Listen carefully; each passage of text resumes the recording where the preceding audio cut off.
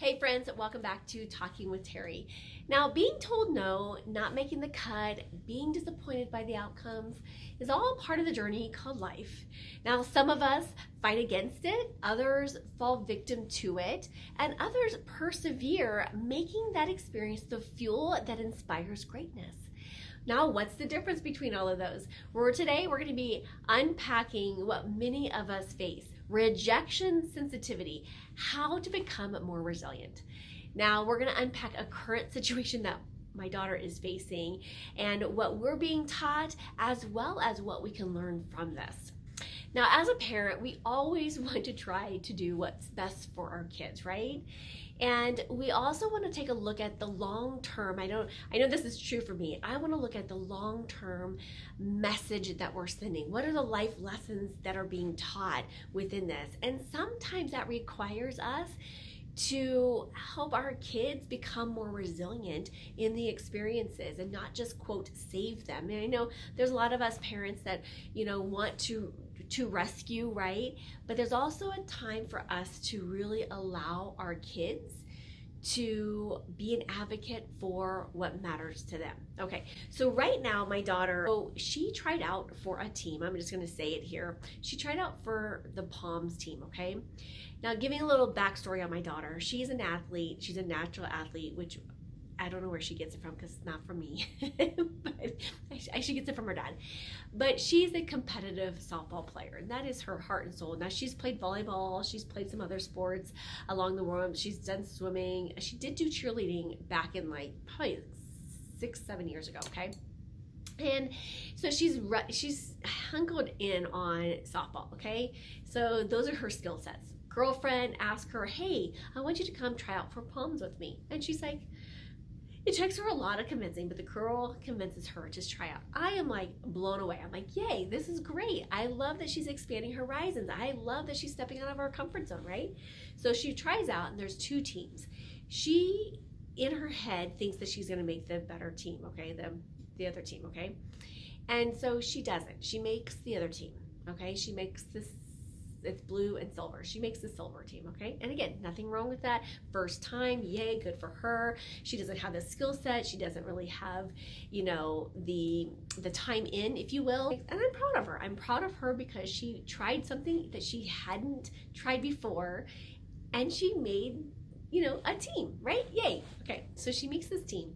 Well, then the teachers, they say, you know what, we have an opening for 2 more people to slide up into this group. She was the number 1 person on this other team to slide up into the other team. So she had to come to a couple practices, and then from there, they would make the choice and then move some people up. So in her head, she had hoped that that's what would happen.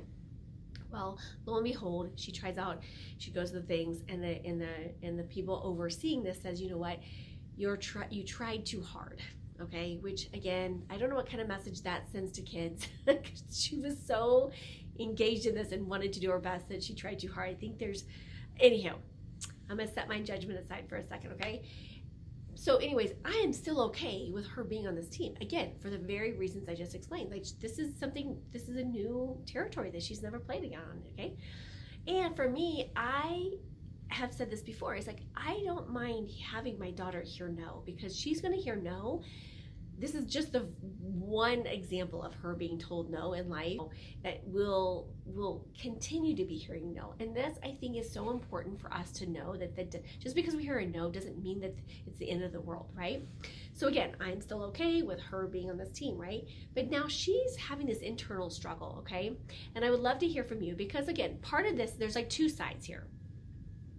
Obviously, I'm simplifying. There's a lot more than that, but one is this concept is I keep her on the team, mentally finish what you started, right? That is, that was true for me when I was growing up. I'm a Midwest girl, and that is you do what you say you're going to do, and you do it until it's completed, right?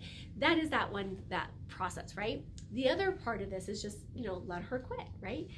And I can justify that. Well, she didn't want to do this. She seriously only wanted to go out for this to spend more time with her best friend. Now, her best friend is on the other team, okay? So she doesn't even get to spend time with the person. I am fully okay with her staying and having her be really uncomfortable, okay? And I think there's a massive place for growth, right? So I wanted you to make sure that you stick to the end, because I want to share with you what we have chose to do, okay? And as a parent, I have tried to really remain outside of this. And I know that for a lot of us, it's really hard, because when Mama Bear gets activated, we're like, okay, who do I call? Who do I email? Who, let me take care of this, right? And that is probably true for myself too. But I am choosing to stay and let her advocate for herself, because I think this is a tool and a muscle that we get to help her facilitate, okay? And so I'm kind of really standing out, and I'm just being the observer and a space for her to come and just process through what's going on, because she's had a whirlwind of emotions, as you can imagine, right? And at the same time, I remember, some of you have been following me for a while, you heard the story about my daughter and I we were going to sign up for this class together to spend more quality time together. It was a hip hop class for adults and and teens.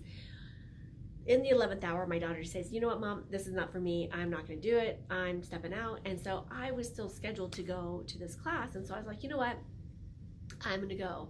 And I had a thought that there would be other adults there, but turns out it wasn't. It was, all these teenagers and Teri.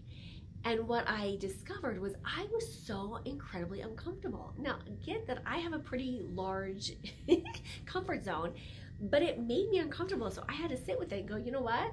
This is really uncomfortable. I'm going to stick with this, right? And so I did stick it out to the end because I was so uncomfortable, and it grew me in so many different ways. And it's been fun to see how that one little piece of my life keeps getting brought up in different ways. So again, that's kind of been my philosophy is, this element that she's in is uncomfortable, and yet there's really a lot of gifts that she's gaining from this. So I would love to know from you, what is your position?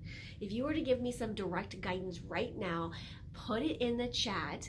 Where do you stand on this? Do you see me, staying with kind of like this, with the side of keep her in, continue helping her grow that muscle? Do we just let her quit? Like, where do you stand on that? And maybe you have some personal experiences. I'd love to hear that. So make sure that you drop that in the chat, okay? And again, I just want to reiterate that, getting no's, I think this is a great example of how we can work this muscle. And I think that's what we see playing out right now in the world. I have lots of business clients. I have women entrepreneurs, that I coach. And one of the challenges that they see with young adults coming into the workforce, or even, in their 20s or 30s or even early 40s, because they have not been experienced those no's or that disappointment, the first time they hear it or experience, it's like this self-destruction happens, right? And whether it's their place of employment, whether it's in a place of opportunity or possibility, it's like they self-combust, right? And so again, I think this is a muscle that we can work, right? I was just talking to a client the other day, and she's a speaker. She's like, it's been pretty easy because in the last 6 months, every time I've submitted an application or an opportunity to speak, I've gotten yes, yes, yes, yes, yes. And all of a sudden, it's been about 6 or 7 months that I've not heard a no. She goes, I heard a no for the first time in a really long time. And she's like, you know what? It kind of threw me off, right? So getting and hearing no's those times can throw us off. And again, that's a part of building this resiliency, because I'm a true believer we're not going to always get what we come for, but there's gifts in it, okay? So how do we become more resilient? All right, the first piece is when you get a no, okay? It's not if, it is when you get a no. I want to just have that be, and for me, I have now created no as a trigger word for me. And what does that mean? Is that when I get a no, I'm like, ooh. What I do is I activate my curiosity. I get really creative. And for me, I'm like this. I'm like, I gotta know. Okay, if it is something that I truly desire, I will find another creative solution for it. I will find a workaround. I will work and go up and around and find my yes, okay, if it's really that important. Now, there's sometimes when I get a no and I'm like, do I really want to, no. and it's a no, right? But oftentimes we see this as an opportunity to be like self-destructing. And instead of just using this as an opportunity to get really creative, okay? So if and when you hear a no, if it's something that you truly desire. And again, I would invite you to go watch one of my other videos that I talk about muscle testing or kinesiology of being in the flow of your yeses and in the flow of your nos, because it is a game changer, okay? Now, the second thing is that I invite people to do to become more resilient is ask the question, okay? I wonder what's right about this situation, right? I wonder what is right that I'm not getting. I wonder what I'm being told right now and what awareness I can have, because a lot of times in the no, in the discomfort, in the unknown, we are being told information. We are being downloaded with some awarenesses or insights that are here to help serve us in a different way. So when you quiet your mind, ask the question, just allow yourself to be in alignment with receiving whatever that message is, and you might surprise yourself what comes up and what becomes really important, or what becomes really aware for you. And the last thing is asking your question, how much better can it get? Whether we perceive something as negative, how much better can it get? Or we perceive something as positive, how much better can it get? And this is a great, powerful, energetic question that helps keep the doors open for possibilities. Now, as I promised you, I would share what is going on with our daughter currently. Right now, we're holding the space for her, and we're taking it day by day by day. And I thought last week she was going to quit. I thought she was throwing in the towel, and I was going to support that choice if that was what she was going to do. But I asked her to wait until she did one of the first games. She did one of the first games. Now, interesting enough, it seemed to be she had a great experience, okay? But when she got in the car, got away from other people, she just had a meltdown, okay? And her meltdown was about lots of different levels there. And I said, you know what? And she's like, I just want to quit. And I said, if that's what you want to do, I gave her permission to quit if that's what she needed to do. And interesting enough, and oftentimes when we swing the pendulum one direction, the pendulum will swing the other way. And so I gave her permission to quit if that's what she felt that she needed to do. Okay, I was going to support that. And ironically, the piece that she chose is to stick with it. Now, I don't know how much longer. I think we have like 4 more weeks of this.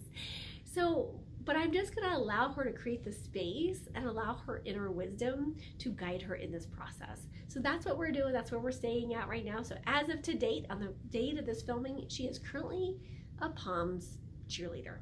Yeah, currently she's on the POMS team, I should say, right?